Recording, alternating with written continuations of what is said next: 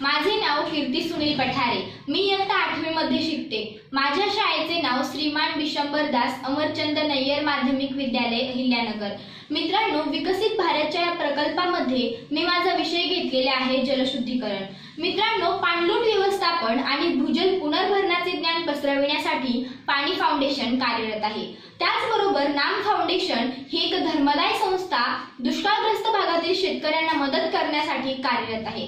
अशा कितीतरी योजना पाणी वाचवण्यासाठी, पाण्याचा योग्य वापर होण्यासाठी अंमलात आलेल्या आहेत। परंतु आपण पाणी वाचवण्यासाठी काय करत आहोत?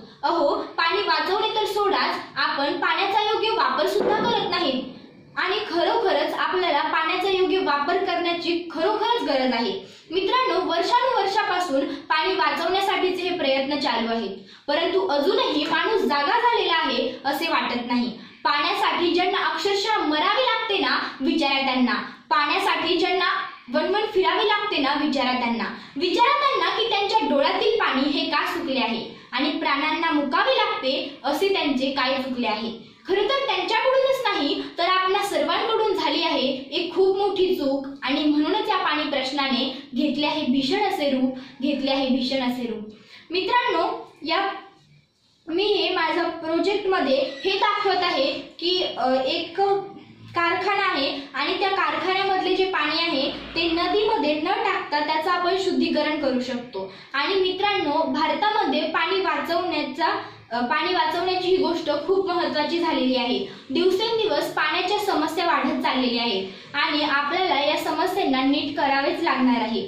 मित्रांनो, सर्वात आधी आपल्याला गळलेल्या नळांना नीट करावे लागणार आहे। आणि मित्रांनो, मी पण माझा एक छोटासा प्रकल्प यासाठी मांडलेला आहे।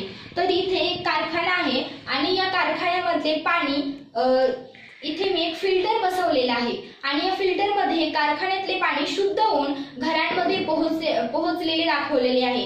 तर सर्वात आधी मी या फिल्टर मध्ये, हे नैसर्गिक फिल्टर आहे आणि याच्यामध्ये मी दगड, वाळू आणि कापसाचा वापर केलेला आहे। आणि अशा प्रकारे मी हे माझं फिल्टर बनवलेलं आहे। इथून ते पाणी अशुद्ध पाणी येथे फिल्टरच्या आतमध्ये जाईल आणि नंतर हे अशा 3 प्रक्रियेमधून जाऊन इथे शुद्ध होणार आहे आणि त्यानंतर सर्व घरांमध्ये पोहोचणार आहे। आणि अशा प्रकारचा माझा प्रकल्प आहे। आणि मित्रांनो, खरंच या पाणी समस्येचा आपल्याला विचार करायला हवा। पाण्याची समस्या ही आपली समस्या आहे आणि त्याच्यामुळे आपण पाण्याची कपात करायला हवी, नाहीतर कुठेतरी खरोखरच आपल्याला भविष्यामध्ये कपात पाणी पिण्याची सुद्धा वेळ येणार आहे। आणि या प्रकारचा माझा प्रोजेक्ट आहे की जेणेकरून पाण्याची ही समस्या थोडी तरी नीट होऊ शकते। आणि अशा प्रकारचे कितीतरी प्रोजेक्ट आपल्याला राबवावेच लागतील, तेव्हा कुठेतरी आपल्या भारतामधून पाण्याची समस्या ही नष्ट होईल। धन्यवाद।